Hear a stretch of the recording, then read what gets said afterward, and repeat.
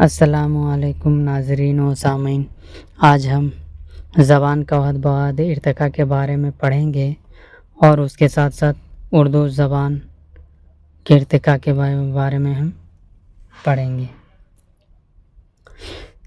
تو چلیے ہم نے جو ہے آگے زبان کی تعریف اور زبان کیسے بنتی اور زبان کی بننے میں کون سے لوگوں نے اپنا کام انجام دیے ہیں، یہ سب تو ہم نے پڑھ چکے ہیں۔ اب ہم اردو زبان کب اور کیسے اور کن حالاتوں میں بنی اور کس طرح ارتقاء کو پہنچی اس کے بارے میں پڑھیں گے۔ تو چلیے شروع کرنے سے پہلے اگر میرے ویڈیو پر نئے ہیں تو سبسکرائب کر دیں تاکہ اس طرح کی ویڈیو بنانے میں مجھے حوصلہ ہو اور آپ کو بھی کچھ فائدہ حاصل ہو۔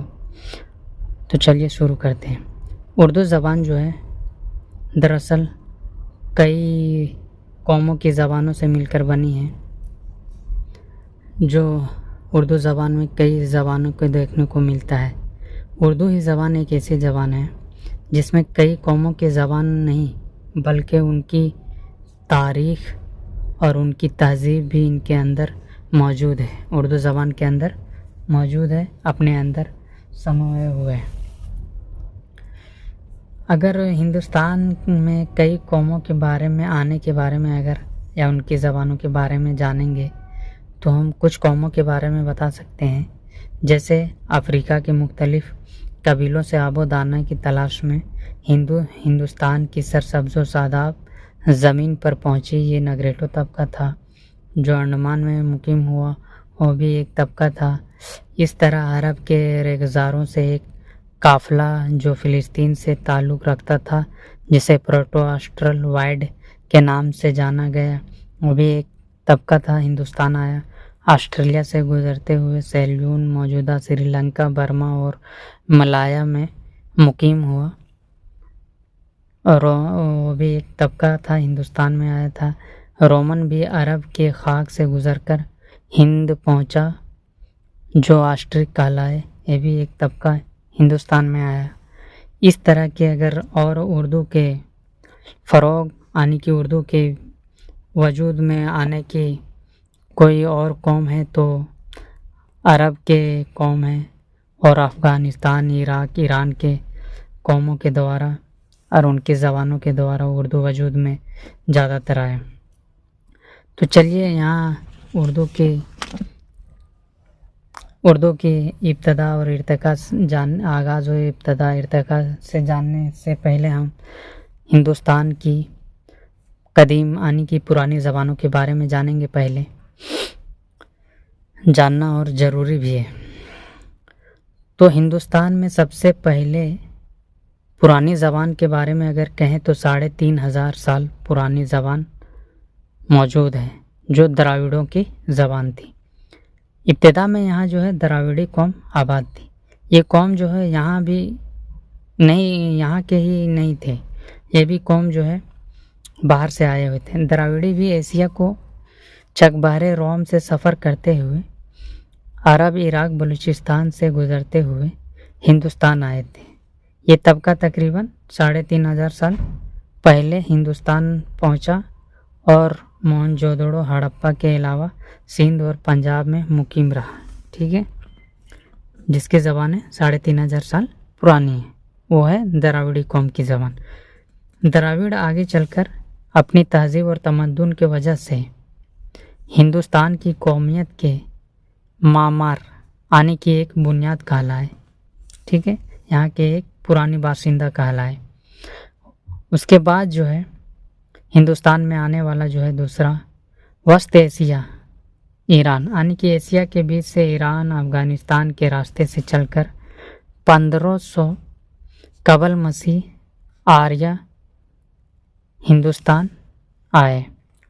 آریہ جو ہے عیسیٰ مسیح سے پہلے 1500 سال پہلے ہندوستان آئے، جو اپنی تہذیب و تمدن، علم و فن میں یکتا تھے اور ان کے اندر مضبوطی تھی۔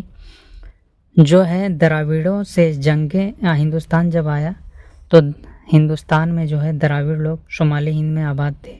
آریوں نے دراوڑوں سے جنگیں کی، جس میں آریوں نے द्राविड़ों کو جو ہے شکست کیا اور شمالی ہند پر آریوں نے قبضہ کر لیا، اور اس قبضہ کرنے پر اپنا قدم اس طرح جمایا کہ دھیرے دھیرے پورے ملک میں قابض ہو گئے، اور دراوڑ لوگ جو ہے شمالی ہند کو چھوڑ کر اسے جنوبی ہند آنے کی دکن کی طرف، جسے دکن کہا جاتا تھا، دکن کی طرف اسے آباد ہونا پڑا، جس کی زبانیں اگر دراوڑ کی زبانیں کے بارے میں بات کریں تو تیلنگی، کنڑ، ملیالم وغیرہ کے نام سے جانا جاتا ہے اور سننے کو ملتا ہے۔ آریائیوں کی زبان سنسکرت تھی، جس کا اثر دراوڑوں پر بھی پڑا، اور دراوڑوں کا زبانوں کا اثر جو ہے آریائیوں پر بھی پڑا۔ ان دونوں کی زبانیں آپس میں مل جل کر ایک ٹوٹی پھوٹی زبان وجود میں آئی، جسے ہم پراکرتک زبان کہتے ہیں۔ اس ٹوٹی پھوٹی تلفظ والی زبانوں کو پراکرتک زبان کا نام دیا گیا، اور یہ زبان عیسیٰ مسیح کے پیدا ہونے سے لے کر 500 سال تک چلا، یعنی کہ جو ہے عیسیٰ علیہ السلام کے پیدا ہونے سے 1 عیسوی سے لے کر 500 عیسوی تک یہ زبان چلتا رہا۔ اب انہی پراکرتک زبان میں پھر تبدیلی آئی، یعنی کہ بدلاؤ آیا، چینجز آئے۔ اب یہ کچھ دنوں کے بعد جو ہے یہ زبان اب فرانس کے نام سے موسوم کیا گیا۔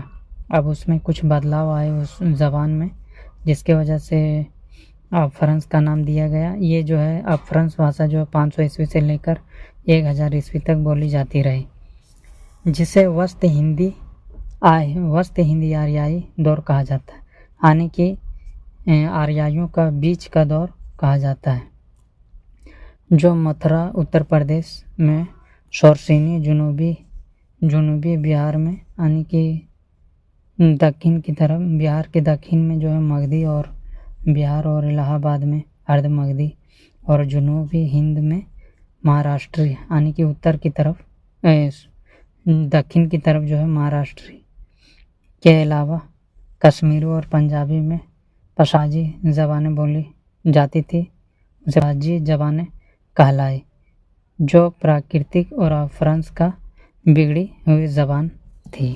ٹھیک ہے، اس کے بعد جو ہے جدید ہند آریائی کا زبان کا آغاز ہوا، کہاں سے؟ 1000 عیسوی سے۔ 1000 عیسوی سے مغربی ہند کی مختلف بولیوں سے ہوتا ہے، جن میں کھڑی بولی، ہریانوی، آٹو، بانگڑو، برج بھاشا، کنوجی، بندیلی قابل ذکر ہیں یہ زبانیں۔ اردو زبان کے آغاز و ارتقاء کا سلسلہ یہیں سے شروع ہو جاتا ہے۔ سن 700 عیسوی سے عرب تاجروں کا آمد ہندوستان میں، اور افغان و ترکوں کا جو ہے ہندوستان میں آنا 1200 عیسوی سے لے کر 1800 عیسوی کے درمیان آتے رہتے ہیں، جو ہندوستان میں اپنی زبان و تہذیب کو ساتھ میں لے کر آتے ہیں، عربی، فارسی اور وہاں کی تہذیب کو۔ اردو زبان کی بناوٹ،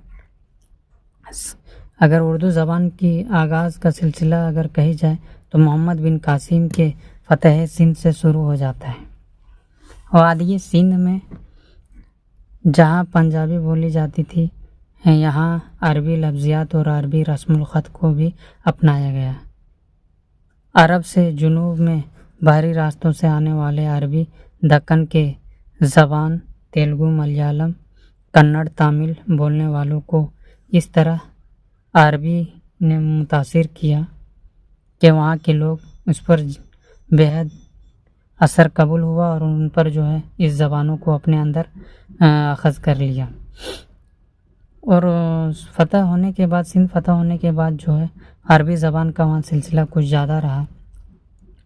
اس کے بعد جو ہے محمود غزنوی نے فارسی سے متعارف کروایا۔ محمد غزنوی جب ہندوستان میں حملہ کیا، اس کے بعد اپنے فارسی زبانوں کو لے کر جو ہے ہندوستان پر آیا، اور لوگوں کو اور عواموں تک پہنچایا اپنی زبانوں کو، جو لوگ بہت متاثر ہوئے اور عربی فارسی زبان کے دل دادا ہو گئے۔ کہاں؟ ہندوستان کے لوگ۔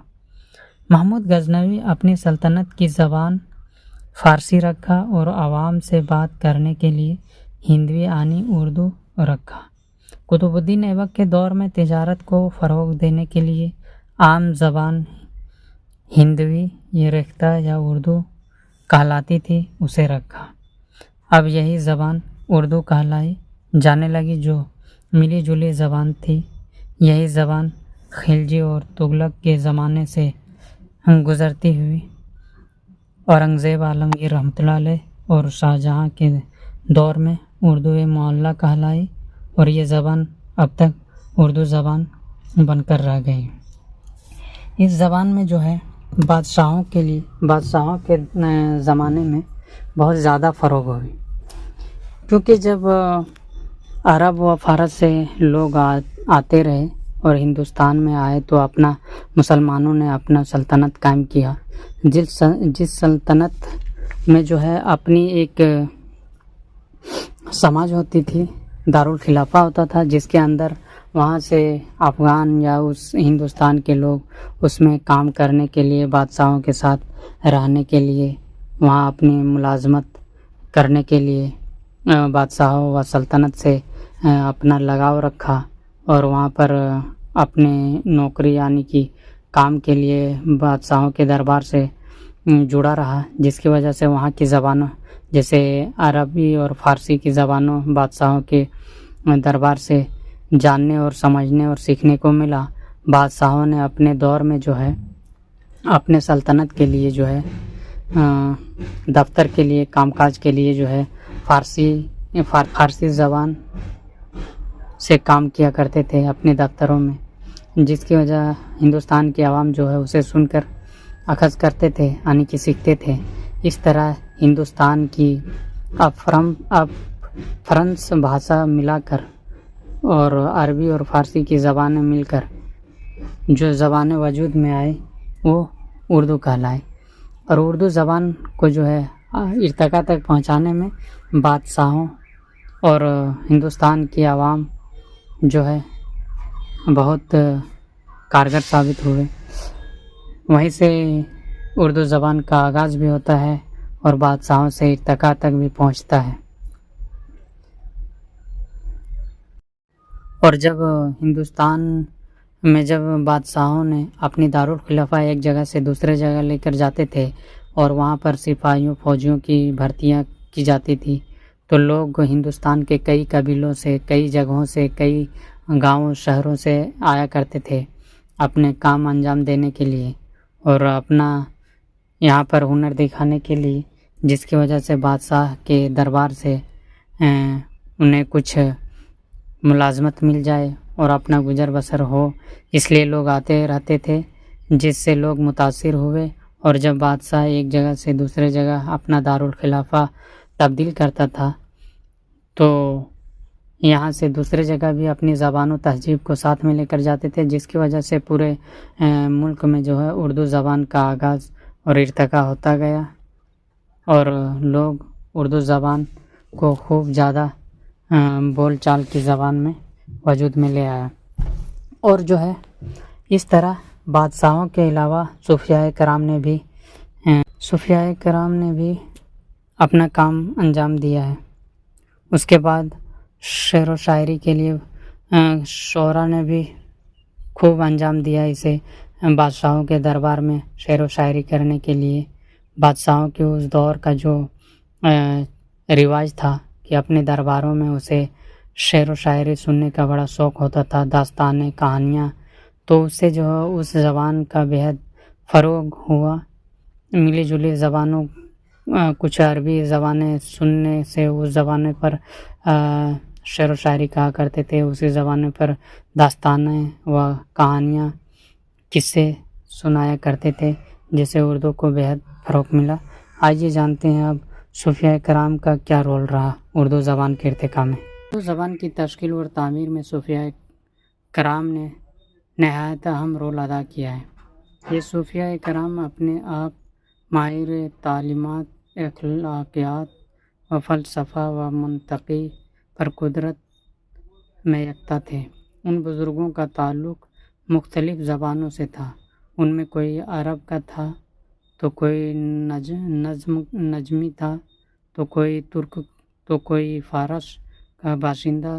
سبھی اپنے اپنے علاقوں کے زبان کے ماہر اور تہذیب و ثقافت کے نمائندے تھے۔ ہندوستان پہنچ کر انہوں نے مقامی زبانوں کو سمجھا، سنا اور سیکھا، اور اسی زبان میں علم و حکمت کی باتوں کے اسرار و رموز مقامی باشندوں پر آشکار کرتے گئے، جس کا نتیجہ یہ نکلا کہ مقامی لوگ ان بزرگوں سے متاثر ہوتے گئے اور بزرگوں کی تہذیب، لب و لہجہ، یعنی کہ وہاں کی سماج، تہذیب، لفظیات اور ان کے طور طریقوں کو اپناتے گئے، بلکہ یہ اپنائیت تقلید کی حد تک بڑھ گئی۔ ہندوستان میں جن صوفیاء کرام نے معاشرے کی اصلاح اور فرد کی بے وضاحتی، بے ثباتی اور روحانی بحرانی کیفیات کو دور کرنے میں اہم رول ادا کیا، ان میں شمال میں حضرت نظام الدین اولیاء رحمۃ اللہ علیہ سے لے کر جنوب میں حضرت خواجہ بندہ نواز گیسو دراز رحمۃ اللہ علیہ اور انہی سلسلوں سے دیگر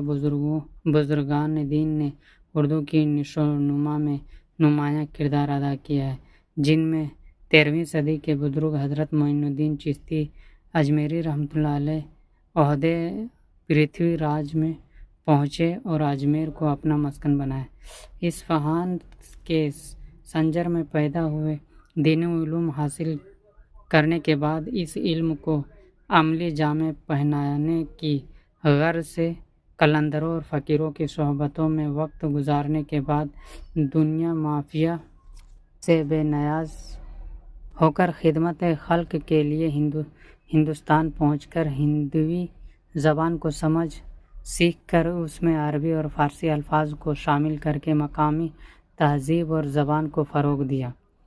بعد ازاں شیخ فرید الدین گنج شکر، شیخ حمید الدین ناگوری رحمۃ اللہ علیہ نے علاقے میں زبان کے ذریعے اخلاقی تعلیمات کو عام کیا۔ زبان کے فروغ اور صنف شاعری کو اردو زبان میں تعارف کرانے میں امیر خسرو کا اہم رول رہا تھا، یعنی کہ شعر و شاعری میں جو ہے اردو زبان کا جو ہے تعارف کرانے میں امیر خسرو نے سب سے پہلے شروع کیا۔ خسرو کی زبان اس زمانے کی ہندوی زبان تھی، یعنی کہ خسرو جس زمانے میں شعر و شاعری کو اردو زبان میں کہتا تھا، اس زمانے میں اسے ہندوی زبان کہا جاتا تھا، جو آگے چل کر اردو کہلائے۔ خسرو نے جہاں زبان کو فروغ دیا، وہیں ادب کی صنف غزل کو عام کیا۔ امیر خسرو کا عہد 1252 سے 1325 عیسوی ہے۔ خسرو حضرت نظام الدین اولیاء رحمۃ اللہ علیہ کے مرید تھے۔